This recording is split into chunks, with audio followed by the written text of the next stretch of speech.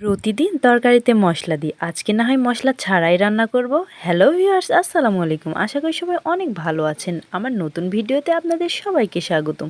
প্রতিদিন তো মশলা দিই, আর আজকে না হয় মশলা ছাড়াই রান্না করব। সকালবেলা খিচুড়ি রান্না করেছি, খিচুড়ি খাচ্ছি, আর দুপুরবেলা তো রান্না করতে হবে। এই জন্য ফ্রিজ খুলে দেখলাম যে কি রান্না করব। তো ডিমটাই চোখে পড়লো, এই জন্য ভাবলাম অনেক দিন থেকে আলুর ঘাঁটি দিয়ে ডিম রান্না করে খাওয়া হয়নি। তো আমি 4টা ডিম কারেন্টের চুলায় সিদ্ধ করতে দিলাম। তো কারণ আমি অনেক দিন ধরেই ডিম খাইনি, ডিম আমার ভীষণ ভালো লাগে খেতে। আর আলুর ঘাঁটি দিয়ে ছাড়া তো মানে কোনো কথাই নেই, আমাদের গ্রাম বাংলার ঐতিহ্য আলুর ঘাঁটি আর ডিম, এক কথায় বলতে পারেন সবার অনেক জনপ্রিয় খাবার। এই যে ডিমে বলক উঠে গেছে, সেদ্ধ করে নেব ভালো করে, কিন্তু আমি বুঝতে পারিনি ডিমগুলো তখনই মানে আগে থেকে বের করে রাখলে ভালো হতো। আর এতটুকু মশলা 100 টাকা দাম নিয়েছি, এটা কোনো কথা হলো? জিনিসপত্রের যে দাম, এই বাংলাদেশ ছেড়ে পালাবো ভাবছি। যদি বেশি টাকা থাকতো তাহলে আলু হচ্ছে 50 টাকা কেজি, জীবনে কি আলু 50 টাকা কেজি হয়? যদি অনেক টাকা থাকতো তাহলে বাইরের দেশে চলে যেতাম।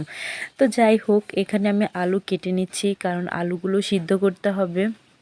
আর ফার করে দিলে ভালো হয়, সিদ্ধটা একটু বেশি ভালো হলে ভালো হয়ে হবে।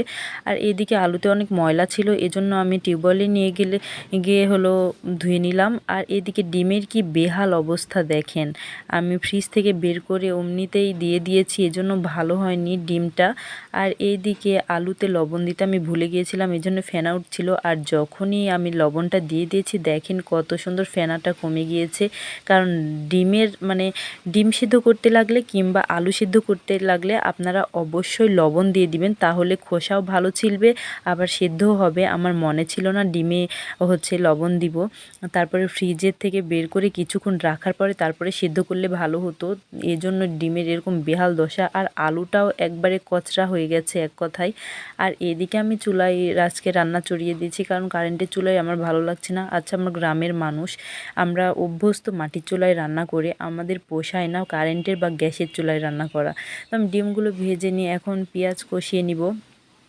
আর আমার মেয়েকে নিয়ে বাড়িতে কেউ নেই, একা মানুষ। আর আমার মেয়ে যে পরিমাণ চঞ্চল, আর কোনোভাবে আদা রসুন আমি বাটতে পারিনি, আদা রসুন বাটা শেষ হয়ে গেছে। এজন্য ভাবছি আজকে সময়ও নাই, রান্না চড়াতে হবে, এজন্য আদা রসুন বাটা ছাড়াই রান্না করব।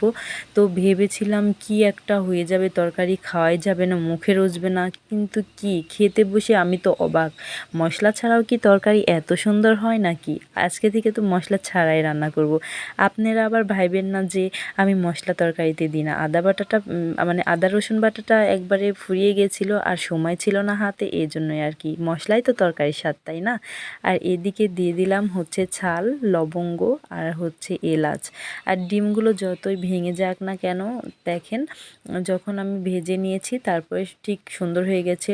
এই রসুন একটা কেটে দিব, কারণ আমি তো মশলা বাটতে পারিনি, এজন্য একটা রসুন দিলে তরকারি স্বাদটা তাও হয়তো বজায় রাখবে। তো এই জন্য আমি একটা রসুন কুচি করে দেব এখন, কারণ তরকারির মেন স্বাদ হচ্ছে রসুন, রসুন তরকারির দ্বিগুণ স্বাদ বাড়িয়ে দেয়। আর এদিকে আমি হচ্ছে আমার অনেক সময় ছিল না, কারণ আমার মেয়েকে দিয়েছি আমার হাজব্যান্ডের কাছে, শনিবার দিন তার স্কুল ছুটি, এজন্যই আমার 1 ঘন্টার মধ্যে সব কিছু কমপ্লিট করতে হবে। এজন্য আমি এত পরিমাণ দ্রুত হাত চালাচ্ছিলাম সব কিছুতে, কী আর বলবো। আসলে বাসায় কেউ না থাকলে এরকমই হয় আর কি। আর এইদিকে দেখেন বলক উঠে গেছে, তরকারি কষানিতে আমি তেল দিয়ে দিব। আর সব সময় তেলটাই দিই, কষানিতে তেল দিলে তরকারির স্বাদটা দ্বিগুণ বেড়ে যায়, এর আগের ভিডিওতে দেখেছেন অবশ্যই। আর এইদিকে আকাশে এত পরিমাণ ঘন মেঘ ছিল, আমি আমার হাজব্যান্ডের সাথে, তারপরে হচ্ছে চুলার সাথে, সব মেঘের সাথে সব কিছু মানে লড়াই করে এক কথায় রান্না করছি, সব কিছু করছি। আর হচ্ছে এক হাতে, এক কথায় বলতে পারেন এক হাতে আমি সব কিছু সামলাচ্ছি এখন। আর হচ্ছে এখন কষানো হয়ে গেছে, ঝোল দিয়ে দিলাম। ঝোল দিয়ে খুব একটু গাঢ়ও করব না, তারপরে খুব একটু পাতলাও করব না, মানে মাঝামাঝি সাইজের করব, বেশি পাতলাও না, ঘন হলেও বেশি খেতে ভালো লাগবে না আমার। এখন বলক মানে বলক উঠে গেলেই নামিয়ে নিব, ডিমটা দিয়ে দিলাম।